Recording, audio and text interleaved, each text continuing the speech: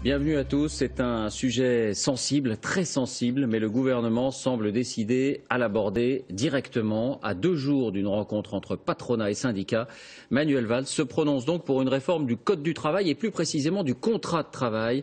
Les règles du licenciement pourraient donc changer. Philippe Boissry, Benjamin Bonte. Pierre Gattaz, le président du MEDEF, Manuel Valls, le Premier ministre, ou encore Jean Tirole, le prix Nobel d'économie, chacun à leur manière, ils évoquent les limites du contrat à durée indéterminée. Un débat qui oppose radicalement syndicats et patronat.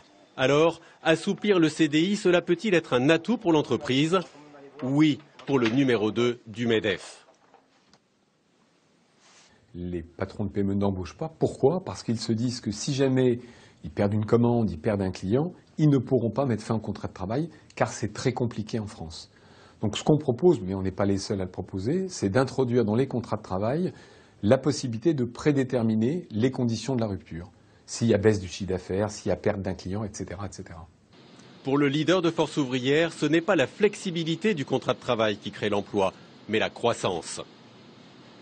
Qui génère l'embauche, c'est quoi d'abord? Première chose, c'est le carnet de commandes. Si votre entreprise, si vous êtes chef d'entreprise, que vous avez un carnet de commandes qui augmente, à partir de là, vous devez embaucher et vous embauchez. Donc de dire il faut flexibiliser le CDI, à la fois c'est une erreur, ça ne changera pas les choses fondamentalement, et deuxièmement, donc si c'est une erreur, c'est un mauvais choix et c'est même dangereux. Alors, avec un CDI plus souple, y a-t-il un risque de précarité? Ça veut dire qu'on peut vous licencier beaucoup plus facilement qu'aujourd'hui, à la limite sans motiver le licenciement. Ça veut dire que vous rentrez avec un contrat précaire. Ce n'est plus un contrat à durée indéterminée, ce sera un contrat précaire. Au contraire, pour le patronat, c'est la promesse d'un CDI pour tous. Il y a 90% ou 80% d'embauches en CDD. Parce que justement, le CDI pose des problèmes. Donc c'est en travaillant sur le CDI et en l'améliorant qu'on va faire basculer la proportion des recrutements de 80 ou 90% de CDD à peut-être une proportion plus équilibrée vers les CDI, comme partout ailleurs. Dès vendredi à Matignon, cette question sera au cœur de la réunion entre partenaires sociaux. Oui, c'est dans une interview à l'hebdomadaire Challenge que Manuel Valls évoque la réforme du contrat de travail, notamment pour les PME, dit-il. Alors, quelques points de repère avec vous, Jean-Paul Chapelle, bonsoir. Bonsoir. Comment font nos voisins pour le contrat de travail et les règles de licenciement? Alors j'ai choisi 3 pays. Au Royaume-Uni, c'est la flexibilité maximale. En CDI, les 2 premières années, on peut être licencié sans motif et sans indemnité. Après 2 ans, on peut être licencié même si l'entreprise n'est pas en difficulté. Il suffit qu'elle invoque un changement économique. Autre particularité, aucune obligation de reclassement.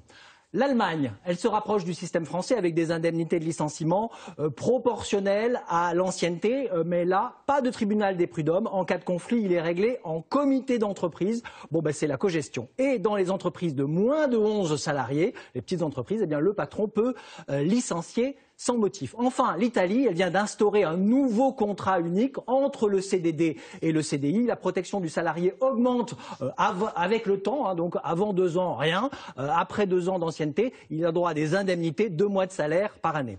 Et puis un correctif, hier, ici même, on a parlé par erreur de dépôt de bilan pour les entreprises Gravelot et Joyaux. En fait, elles ont été rachetées par d'autres entreprises et elles se portent bien.